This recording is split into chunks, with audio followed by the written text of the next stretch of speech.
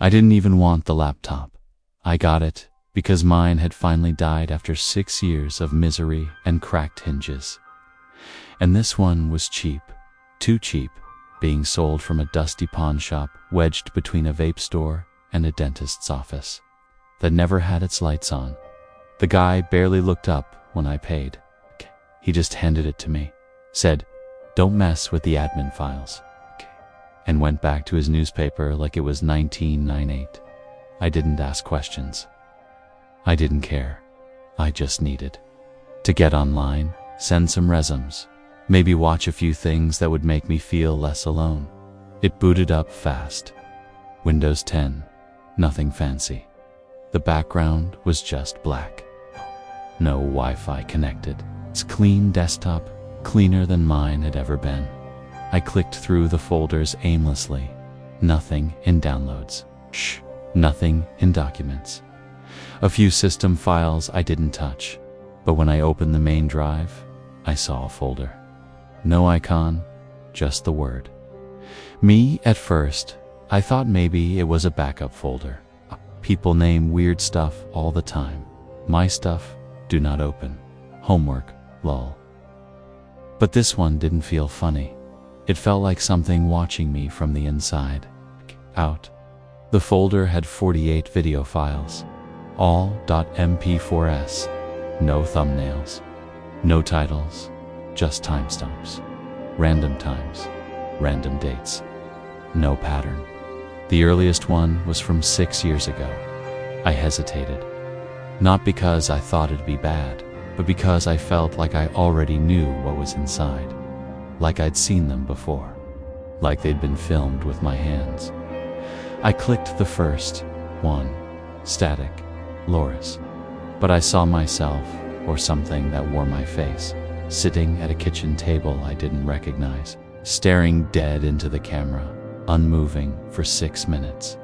No blinking, no sound. Just me, watching me. The second video was worse. I was outside this time, a gas station. I was at pump 4, holding the handle, smiling too wide, as if someone had just told me a joke I didn't understand, or was still expected to laugh at that. The timestamp said it was from 3 years ago. But I've never been to Ohio. I watched 5 more videos that night. In each one, I looked slightly different. Same face, same voice, but different. Energy. One version of me limped. One blinked too fast. One scratched his wrist raw. One whispered the phrase, "Where is the real one?" over and over into the camera for 11 minutes. Straight. By video 13, I couldn't sleep anymore. I started checking my body in the mirror for signs. Was I limping? Was I scratching? Was I blinking too fast? The reflection didn't answer. It just stared like it always does.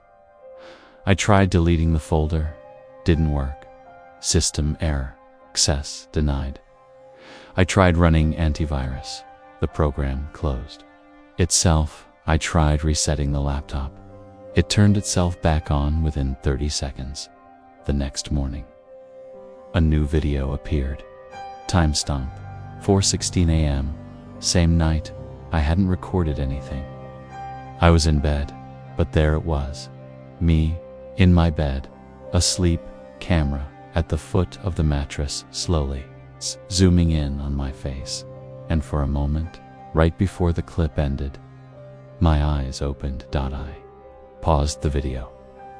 But my face, D-eyed in single quotes, T in the frame.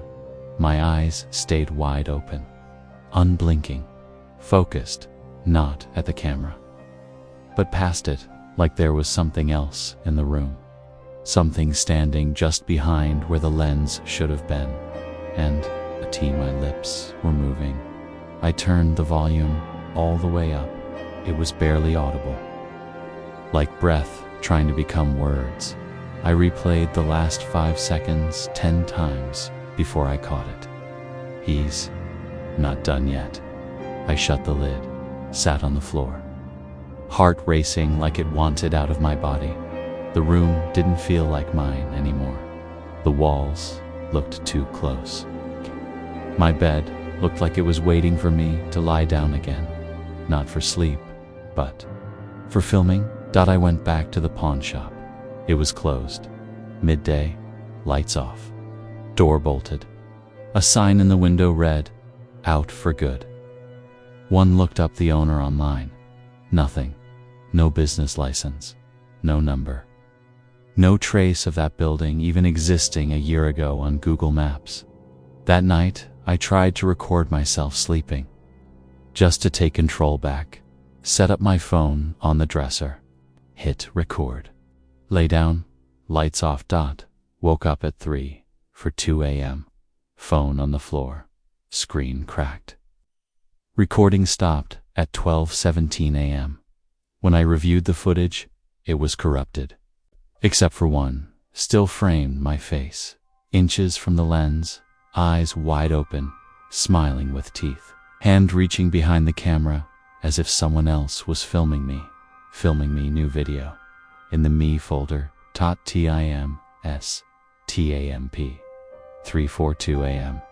It's me. Again, not sleeping, sitting at my desk, typing something into a blank document.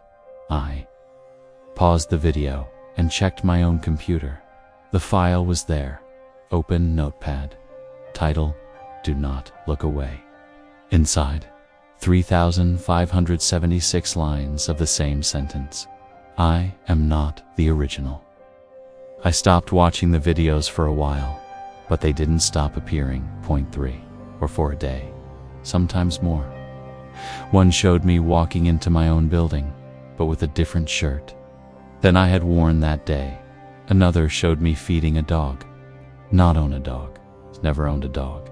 The one that broke me was from last week. Me sitting on a park bench, whispering to a child. They giggle, lean closer, and then suddenly, the child looks directly at the camera. Not at me, the camera, and says, "He's still in there."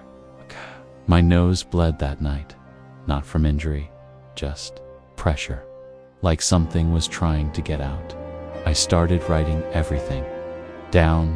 Names, dates, smells, thoughts. I wanted a timeline, proof of what's real. But every time I double-checked the dates of the videos, the timestamps, they didn't just look wrong. They looked possible. One from next week. One from December 31st, 1994. One from 2 hours in the future. And then came the email. No sender. Subject line, "You should have stopped at video 13. Inside, one image, attachment, my room, my laptop, the back of my head, taken from behind me. While I was watching the folder, I checked everywhere. Doors, windows, closets, behind the couch. Nothing then. I remembered the pawn shop guy. Don't mess with the admin files. I went back into the system folders, dug deeper, found a partition I hadn't seen before, labeled mirror. Password protected, I guessed. Me. It opened instantly. Inside were logs. Dozens of text files, dates, times, file numbers, behavior, reports. It read like someone was documenting my reactions. Subject blinked 23 times. During video 6, subject paused on the smile 14 seconds longer than average. Subject attempted deletion. Emotional spike detected. Then one final log. Subject nearing threshold. Merge imminent. I don't know what merge means, but last night I woke up with bruises on my arms, in the exact places the other me had been grabbing himself in one of the clips. I didn't go outside for 3 days. I unplugged the laptop, shoved it under a pile of blankets in the closet, turned off every light, every screen, slept on the floor, ate only once, and still, the folder kept growing. On the TV, the microwave display, My SMA RTWATCH new video. Me_39.av. New video. Me_40.av. New video. Me_41.av. The devices weren't even connected. Didn't matter. The videos found me. My reflection blinked before I did. Just once. In the bathroom mirror, I stared. For almost an hour after that. Until my knees gave out. Until I vomited from shaking so hard. Video number 46 was different. Longer, silent, me, sitting in a dark room. No light. No light, no background, just my silhouette, face down, and a voice. But not mine, not anyone's. Like a synthetic whisper made from broken speakers, it said, "We were never supposed to split. You were the test. You held longer than the others. T wants his body back now." The screen stayed black for 2 minutes. Then, frame by frame, a second figure appeared behind me, almost invisible at first, a blur, then an outline, then arms, hands, fingers, resting on my shoulders, then smile, but not mine, the same smile from every corrupted frame, stretching too wide, too knowing.